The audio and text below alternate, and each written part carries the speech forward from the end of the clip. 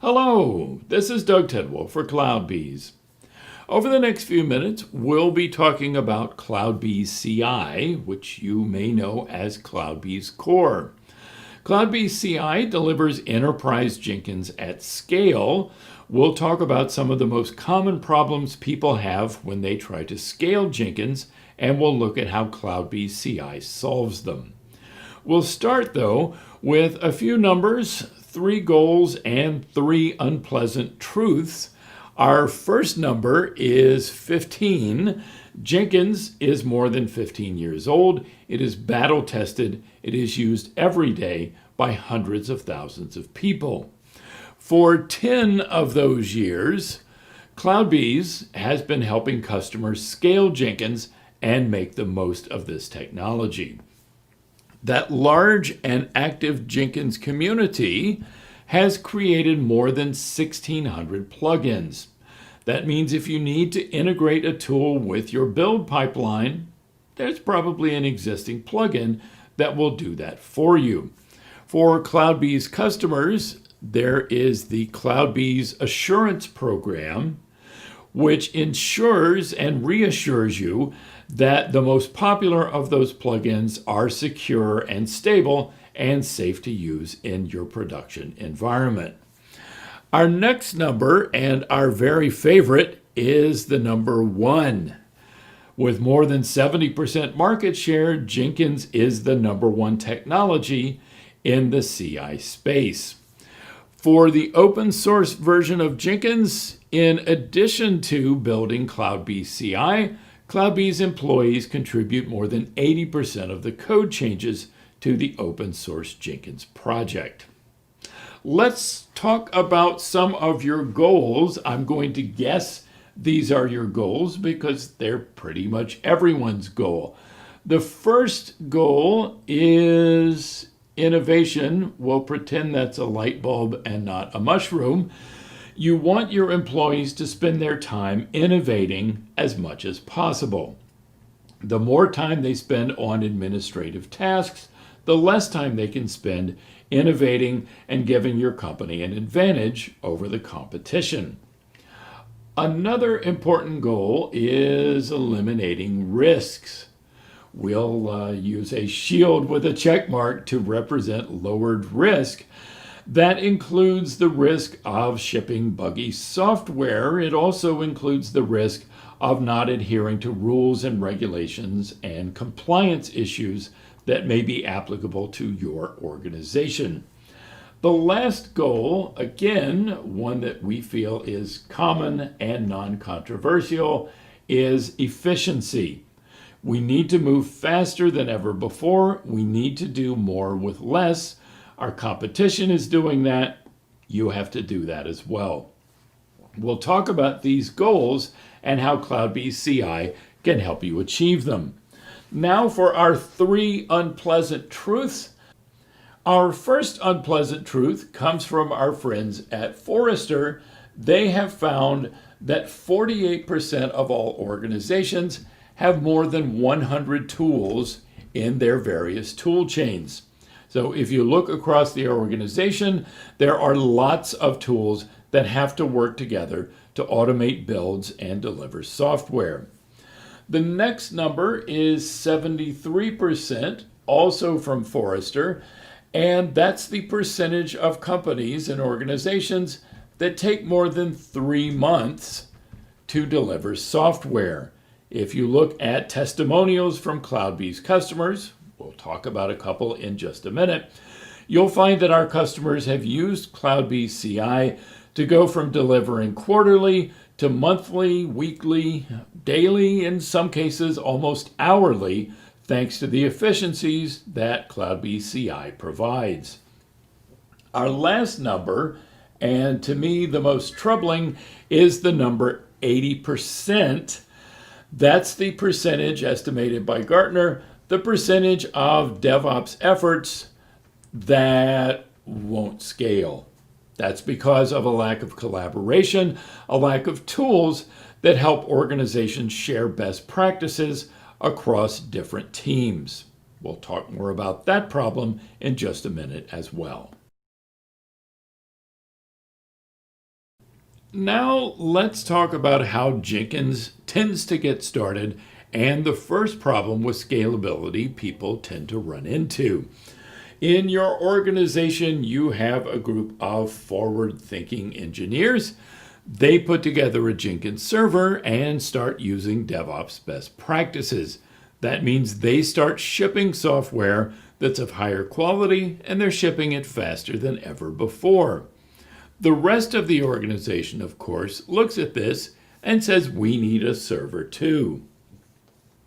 So we'll have a server here, and we'll have a server here, and we'll have this server, and we'll have this server. I intentionally drew all of these with different shapes because they're all different. Each one has the tooling, the plugins, etc. that each group needs to do their work. There are some problems here, however. The first problem is the problem of hidden costs. Especially, this is an opportunity cost because probably the best engineers on each team are keeping the Jenkins server up and running and patched, keeping the latest levels of plugins installed on them and so forth. That means they're not innovating. So you're actually spending a lot of time, a lot of money, and wasting a lot of resource by keeping all of these separate Jenkins servers up and running. The next problem is that there is no collaboration. So if this team discovers a new way of doing things that makes them much more efficient, they're not connected to any other team. There's no guarantee, there's no mechanism for them to share their learning, to share those best practices with the other teams. That is also a problem. It gets back to the 80% of DevOps efforts that won't scale. But the biggest problem is that we have no governance here. This team, being the forward-thinking engineers that they are, they make sure that every pipeline running on that Jenkins server requires a code build to include a security scan. That's a best practice. That's great. But from an administrative point of view, we have no idea that that's happening here. We have no idea if it's happening on the other servers. We have no oversight, no control, no idea what these individual Jenkins servers are doing. So this is a problem we call the islands of Jenkins problem, because what we end up with is lots of servers, each of which has overhead, each of which is completely different, and we have no policies, no guidelines, no governance in place to make sure everyone's doing the same thing. So in response, most organizations take an approach that we'll discuss on the other side of the board in a different color. The other approach organizations take next to make Jenkins scale is to create a monolithic Jenkins server. So we have this nice, lovely server, and it has a pipeline here, and it has a pipeline here, and it has a pipeline here, and so forth. Basically, every pipeline from every one of these Jenkins servers is now running inside the monolithic Jenkins server. But there are still problems. The first problem is the issue of scalability. How many CPUs, how much RAM, how much disk space do we need to throw at this monolithic server to keep it up and running and make sure it performs to our needs? And even if we do that for today, will it be enough a month from now? Will it be enough on the last day of a sprint? That can be a difficult problem to solve. The second problem, which is somewhat related to that, is that this can become a single point of failure for the entire organization. If your Jenkins server goes up in flames,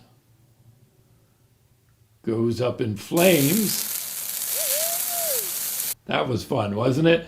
If your Jenkins server goes up in flames, no one in your organization is building anything until it's back online.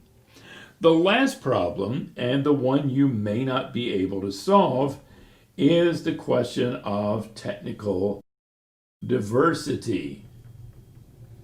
So if you look across these islands of Jenkins, they have different levels of Java, for example. They have different levels of plugins. This Jenkins server and this Jenkins server may have two different incompatible versions of the same plugin. The problem here is that you may not be able to solve this with a single configuration. If that's the case, then some of your teams are going to go back to the island of Jenkins from which they came. This server meets my needs, this server does not. In this case, we've got the worst of both worlds. I have islands of Jenkins that are not governed. I'm not sure what's happening, and I'm spending a lot of time and resource maintaining those instead of innovating. And I've got a monolithic server, which takes substantial resources to keep up and running, but it's not meeting everyone's needs either. However, shall we solve this problem?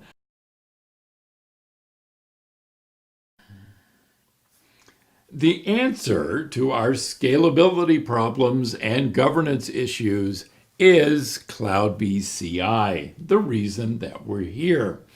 With CloudBees CI, you have some number of managed masters. We have master number 1, master number 2, master number 3, and so on. Each of these is independent, so they can have different software stacks, different tools, different plugins. Each of these can meet the needs of an individual organization or project. They are also all managed by CloudBees CI. So we have central management here, which can give us the governance and compliance that we need. A couple of things that are great about this. One is that onboarding becomes really easy. If we have a new project or a new team, we just create a new master and everything is good. That team is up and running very quickly. Another issue is that I can keep these managed masters separate, or I can have them collaborate. So these may be working together, they may be completely separate. I have that flexibility. The last issue here, and what I think is the most powerful feature, is that I can define these with templates. So if I have a best practice, if I have a governance or compliance issue, I can roll out rules and policies across all of those masters. If we discover new best practices in our organization, we roll those out across all the masters as well. So with CloudBees CI, we've solved the problem of islands of Jenkins because we're centrally administering these masters, each of which has exactly what these teams need. And we're solving the problems of monolithic Jenkins in that we can have the technical diversity that we need, we can have scalability, and we have stability because the masters are independent of each other in terms of the environment in which they're running. I'll leave you with 3 case studies of CloudBees CI customers. First of all, Autodesk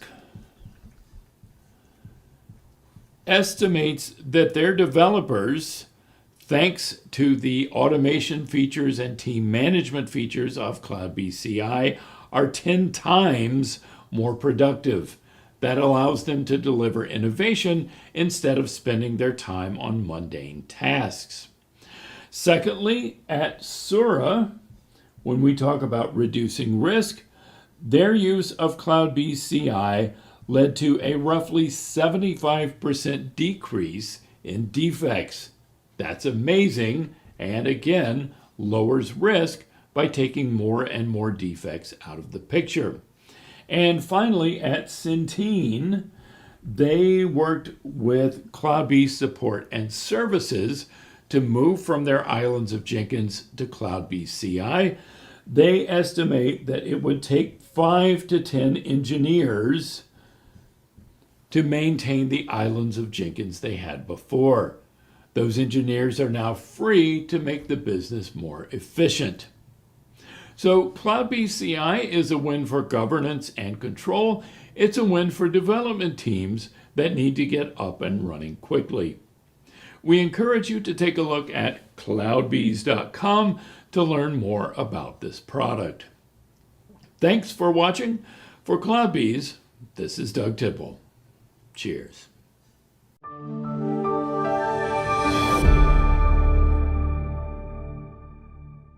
Hey, how's everybody doing today? Hey, Matt, can you hear me? I can. Can you hear me? Yes, I can. Yeah, good stuff, isn't it? Yeah, Enterprise Jenkins. So, do we have any questions here? Let me see the chat here, or anybody has any questions. There was one question from Sebastian about, do we have anybody in Quebec? I did answer it on the chat, but I can definitely speak to it here. We do have a global presence, so if you have anybody, it may not be properly in that area, but if you do have a need, you can always go to cloudbees.com, contact us, or even if you have any questions right now, we can bring it to the table and we can discuss it. But absolutely here to help if there's any questions you may have. So, while we're waiting for people to chime in with questions in the chat, I was just curious. So we watched Doug walk through the CloudBees CI architecture and kind of how it addresses some of the challenges that organizations face with scaling open source Jenkins. So I was wondering if you could maybe share some experiences with, what sorts of challenges you've seen customers run into with trying to scale Jenkins, and maybe how CloudBees has stepped in to help with those issues. Yeah, we are fortunate, isn't it, Matt? You and I being on the solutions architect team and being big fans of Jenkins. I'm in fact a certified Jenkins engineer as well, and been using Jenkins since the Hudson days, and then Hudson and then Jenkins, of course. And one of the things I realized is that when I started working with many of these large customers, they were able to get successes with Jenkins in pockets. So some teams would be very successful in building sort of a Jenkins, I would say almost a practice for a component, for an application, maybe a smaller size teams. When they start quickly realizing the goodness, as I like to call it, of Jenkins and scale it to multiple different teams, they start stumbling upon many different problems. It could be a performance issue where you have multiple different teams sort of coming together on that same Jenkins we all love. And then they start hating it because guess what? There's an application, there's certain performance it has, and naturally, if you're not getting the right feedback loop as a developer, you start hating that application, right? It could be Jenkins, it could be something else. So that's what we saw as a pattern where we had these pockets of success. So I'm just giving you some example of a large financial company I was working with just last week, and their goal was that we had these teams, they all have the same power. They all had Jenkins, they all had certain sort of tool set, some artifact repository, but they were just not able to scale. So really where it came down to your point, is we provided some of those practices. For instance, how do you make sure you spend less time on administration? So one of the big things that they got benefit out the gate was they didn't have to change anything. They use Jenkins, they continue to use Jenkins with CloudBees CI because they're built on that Jenkins platform, which is what we do though, is we did validate and certify, and on top of it. Then you provided templates. I think that was a big thing for them. If you have these pockets of success, if you want to replicate that across the organization, you can templatize it. So if you think of it, what I'm talking about is we were spending less time on administrating Jenkins. The teams are spending more time on building pipelines. I think that was a quick win that they got. We did this in a span of about, I would say, less than a month to get running, and then we had other teams onboarded. But that's how we do it. So just about, when I say scaling, the scale we mean by focusing less time on administration, focusing more time on the value-added pipelines, and then you scale that successes through the organization. Yeah, that totally makes sense and is totally in line with, things that I've seen as well. That point about kind of how do you translate the pockets of success into in organization wide enterprise ready kind of recipe for success at scale is often a pretty serious undertaking. So being able to take some of those patterns that were described in the video and translate that into something that's more scalable and shares all the goodness that you mentioned is definitely a fun task to take on. Exactly. And I think Lucas had a question on that, what we were talking about. First of all, he wants to thank Doug for the talk. So yes, thank you, Doug. Not Doug. But yes, thank you. But at the same time, he's saying, did he have to really write backwards? Isn't it funny? Whenever I see those videos, I always wonder exactly how that's working. But it is some neat technology, I think. When I looked at it, and yes, he did practice writing backwards. I'm kidding. There's a nice little solution for that, but it is pretty nice when you see it in a whiteboard. I'm a big on whiteboards as well, Lucas. So I love when I see something like this. But I think the other question you were having, Lucas, is can you give me some detail, an example of how templates can be used to promote best practices? Yeah, absolutely. I mean, the fact is, we've all been trying to do that, isn't it, Lucas? We build something and we feel that pipeline is a success. To be very frank with you, before we had this template functionality in CloudBees CI, the enterprise Jenkins, we used to see, when I go to customers even today, I see a lot of these shared libraries being created. And customers go and they start creating those shared libraries. So going back to an example of a template would be a very simple example. One of the most common examples you can see in the Jenkins world is like a Java Maven pipeline, a build pipeline, right? And you want to almost do a continuous integration pipeline, which does, let's say, unit testing, some sort of code scanning, whatever that you have to do. Basically, that's your continuous integration pipeline. And how different is it when you think of like these, artifacts getting built in this Java Maven space? I mean, it's the same, should be the same process, isn't it? You have a repository or a set of repositories, and you point to the repository, and you want those artifacts to get built and then published to the artifact repository. So Lucas, to your point or the question you're asking about template, that's a good example. All you want to do is build a pipeline in such a way where you can abstract those variables to point to a repository, to point to where your artifacts are published, and then you rinse and repeat that in such a way that you can create those templates. So I'm hoping that helps you. Of course, you could put it on chat, but the template is that. How we build templates, we actually provide something called, in CloudBees CI, we have something we have called pipeline template catalogs that works hand in hand with Jenkins pipelines, with shared libraries, to make sure that our customers can provide those pipeline template catalogs across the enterprise as well. So Matt, any thoughts on that? As I look for the link, maybe what I can do for Lucas is I can share the link. Maybe you can give some examples or any thoughts about that as well.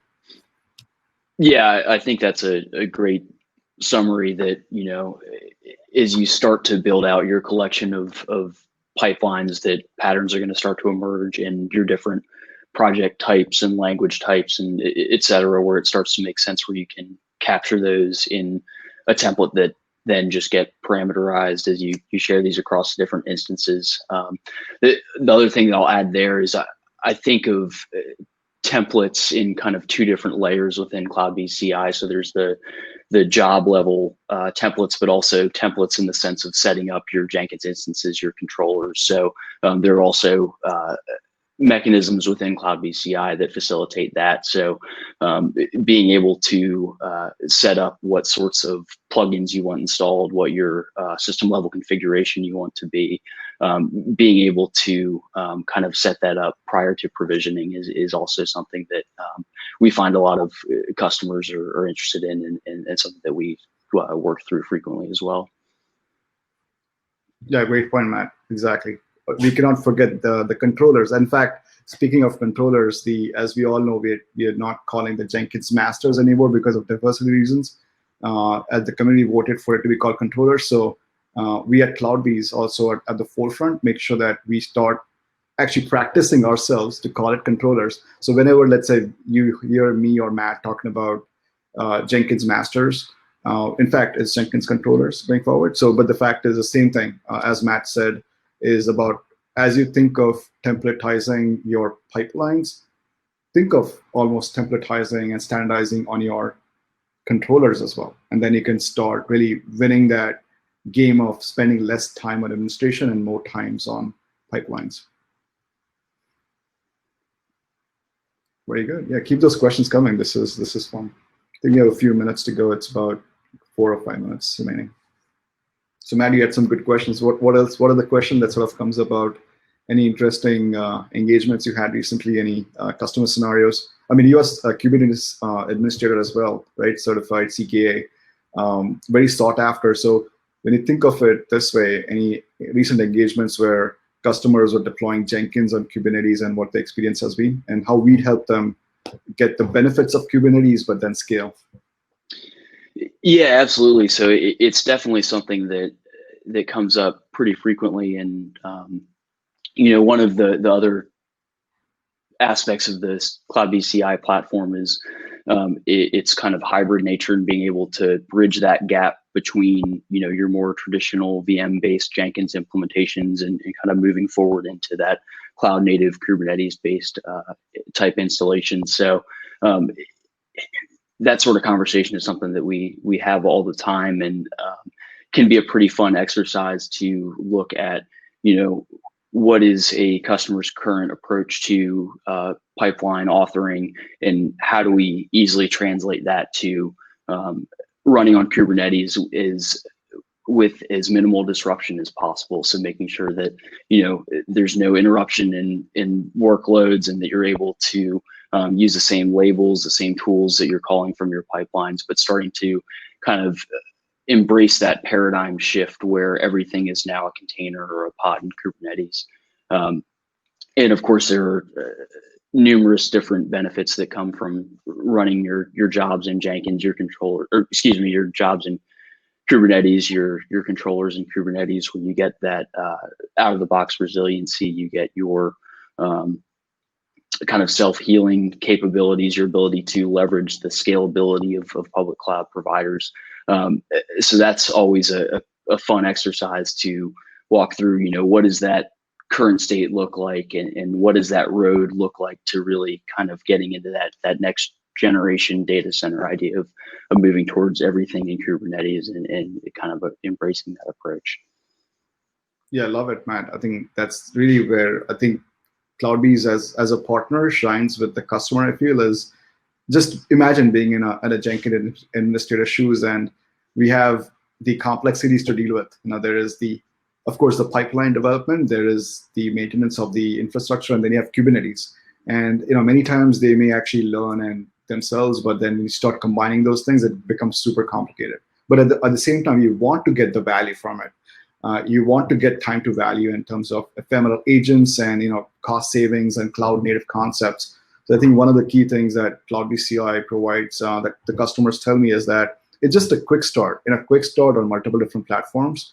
I think that's where I feel when it's a validated certified architecture, which is on several different platforms, let's say ranging from any of the cloud providers, it could be EKS, it could be GKE for that matter, don't only your AKS as well. But the fact is, many different platforms, it just, you put it on, you get it up and running, and then you basically start focusing on how we can get that value added concept as well. So Lucas, 1 minute ago, but you had a question, which is this will be a CI solution somehow related to Jenkins X? So we're looking into that. I mean, Tecton is one of those things which is sort of underpinning to Jenkins X. We invested in Jenkins X, obviously, at that point. So that's something we're very closely looking into, and how we can sort of synergize that together with Cloudbees CI as the umbrella, which will take some of these engines relevant to the architecture. But great question. Definitely something we're looking at. So very good. I think we are at time. So thanks for keeping the questions coming. And if there's anything else, to reach out. We have a sponsors booth, and you can hop on. We'll be there for any more questions as we come. So thank you again. Appreciate Thanks, it. everybody.